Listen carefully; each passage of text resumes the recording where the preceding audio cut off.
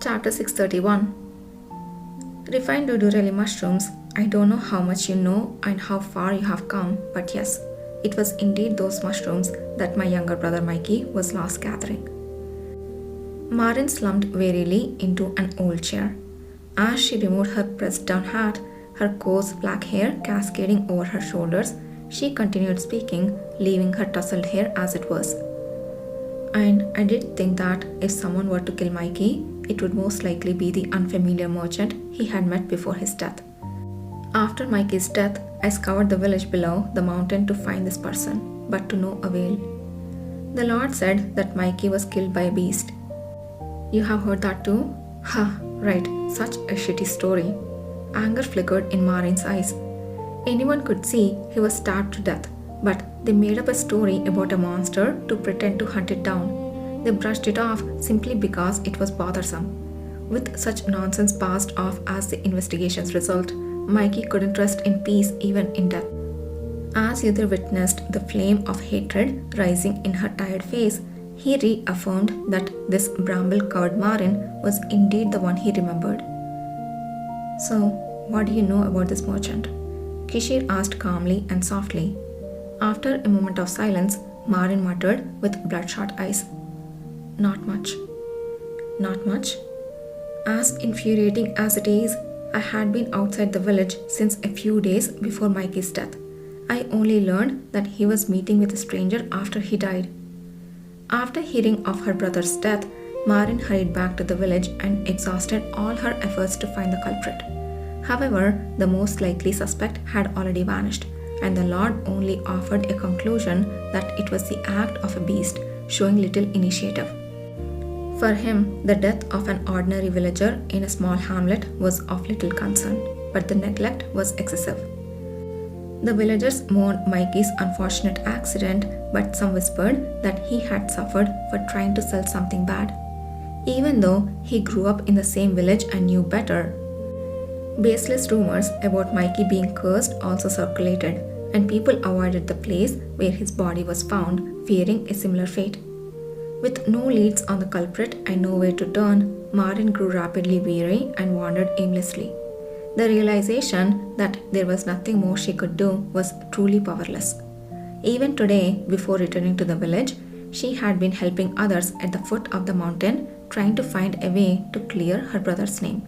But she failed again and returned shattered. Mikey wasn't like that. He wasn't the type to take risks selling something out of greed, whether for money or anything else. Then, let's change the question. The man with brown hair looked steadily into Marin's bloodshot eyes, changed the question. Before your brother died, when he was gathering Dudurelli mushrooms, didn't you find anything strange? Even if you didn't see the merchant yourself, your brother must have had a few contacts for the trade. Any memories from around that time would be helpful. ... Marin, frowning in silence, bit her lip and struggled to continue speaking. Mikey was not the type to often talk about whom he was meeting or trading with. I don't remember much about that, but I do recall wondering why he was picking and drying mushrooms that wouldn't even sell for much money. Dudurelli mushrooms were weakly poisonous mushrooms, something used by poor commoners. Although not particularly difficult to find, they were not valuable and hardly sold for money. Even herb shops, which dealt with a variety of herbs, often refused to purchase them, as they were considered worthless. As he suddenly started collecting and drying a lot of them, she had asked him whom he was planning to give them to when she passed by, not thinking that he intended to sell them. And what did he answer? He just smiled awkwardly. He didn't give any answer. Mikey had a fondness for flowers and grass. Observing seemingly useless grasses had been his hobby since childhood, so Marin had assumed that this was just another part of his hobby. Now that I think about it, he did say something else. A faint memory suddenly surfaced in her torn heart. Mikey said that an old friend had contacted him after a long time and that he might meet him soon. I didn't respond, thinking it was nonsense, and soon left home. Yes, he had said that, but it was such an everyday conversation that she had forgotten it. As Marin's expression distorted, the man with brown hair asked again, "Did your brother have many friends?" "Not many, but he was pretty much friends with all the kids who grew up in this village. Now many of them have gone down to the towns below the mountains or to big cities like Tenu for work. There aren't many left in the village, just a few who gather herbs like the adults and cater to tourists." "Then you must have thought he planned to meet one of those friends." "I did." "If they had plans to meet, did any of them contact you after your brother's death?" "No." "Is it possible your brother had a friend you didn't know about?" "No." "Are you sure?" Marin nodded without hesitation. "I'm sure." The man with brown hair stared intently at Marin, as if he could discern any falsehood in her words just by looking. "He was said to be an awakener too." Could he have the ability to discern truth from lies? His eyes, usually vague, felt very heavy and sharp in that moment, but Marin did not shrink in front of this strange intimidation. She was too wary to be frightened by anything. After a while, the man with brown hair turned his gaze to the others. They exchanged opinions with just a look, then suddenly asked a completely different question. "There is actually one more thing we wanted to ask you." "What is it?" "Do you remember a few years ago when nobles came to spend the summer in this village? I heard that you guided them." "Summer? I remember. Why?" "It was rare for people to come to see the lake in summer. The water level of the lake at the top of the mountain would drop significantly under the hot sun, making the surroundings terribly humid." Marin thought it was as good as liking to be whipped, choosing to enjoy an environment far from coolness in already hot weather. It was a truly unique experience, and so were the events that followed, so of course she remembered. As Marin recalled the nobles who had visited back then, a significant and secretive incident from that time suddenly came to mind. The fact that these people who are looking for the one who traded dudurali mushrooms and now suddenly asking about the nobles who visited. Does it mean there is a connection? Then, wait a minute, could it be? Marin's expression changed drastically. Gizit too was closely observing her face, which she couldn't hide. That's not the face of someone who just guided them. There must have been something more.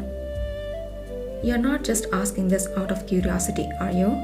What is it? Why such questions? Marin, leaning her hands on the table, suddenly stood up.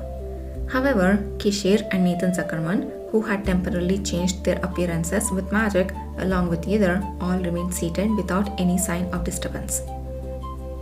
Yes, we are not just asking. We believe that the one of the nobles who visited this village a few years ago is connected to your brother's recent death.